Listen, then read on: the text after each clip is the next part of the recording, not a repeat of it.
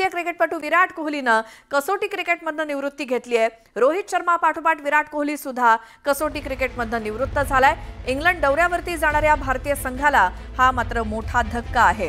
मागच्या काही दिवसांपासून विराट कोहली कसोटीतून निवृत्त होणार असल्याची चर्चा सुरू होती आणि अखेर विराटनं निवृत्ती जाहीर करत या चर्चांना पूर्णविराम दिला। या संदर्भात अधिक बोलूयात, माझे सहकारी अमित मोडक आपल्यासोबत सध्या आहेत। अमित, रोहित शर्मा पाठोपाठ आता विराट कोहली सुद्धा कसोटी क्रिकेटमधनं त्यानं तो निवृत्त झालाय, काय त्याबद्दल सांगाल?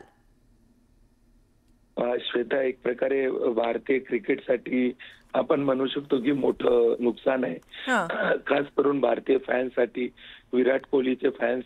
कारण अजूनही विराट कोहली पुढचे 2 ते 4 वर्ष टेस्ट क्रिकेट खेळू शकेल असा त्याचा फिटनेस आहे।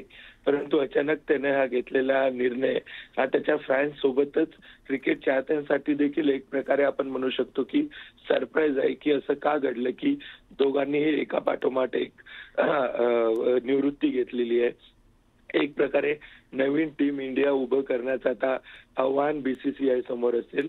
परंतु एक आताच पुढच्या जून महिन्यामध्ये अत्यंत महत्वाचा टीम इंडियाचा टूर आहे आणि ते म्हणजे इंग्लंडच्या टूरवर टीम इंडिया जाणार होती आणि त्या अगोदर 2 खंदे बॅट्समन, 2 महत्वाचे सिनियर प्लेयर्स यांनी निवृत्ती जाहीर केली आहे।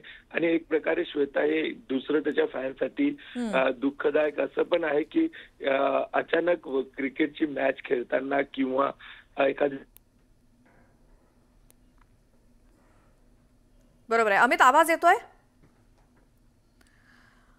मग आता इंग्लंड दौऱ्यामध्ये नेमकी टीम इंडियाची कर्णधारपदाची धुरा किंवा ही जबाबदारी नेमकी कोणाच्या खांद्यावरती असणार हे सुद्धा महत्त्वाचं असेल बघणं। मात्र विराट कोहलीच्या या निर्णयानंतर त्याचे फॅन्स मात्र नाराज झालेले आहेत, कारण रोहित शर्मा पाठोपाठ आता विराट कोहलीनं सुद्धा कसोटी क्रिकेटमधनं निवृत्ती घेतली आहे। आणखी काही काळ विराट खेळायला हवा होता अशी त्यांच्या फॅन्सची भावना आहे। मात्र त्यानं कसोटी क्रिकेटमधनं निवृत्त होत असल्याची घोषणा केली आहे। मात्र इंग्लंड दौऱ्यावरती जाणाऱ्या भारतीय संघाला मात्र हा मोठा धक्का मानला जातोय। मागच्या काही दिवसांपासून विराट कोहली हा कसोटीतनं निवृत्ती घेणार अशा चर्चा सुरू होत्या आणि अखेर विराटनं आपली निवृत्ती जाहीर करत या सगळ्या चर्चांना पूर्णविराम दिलाय।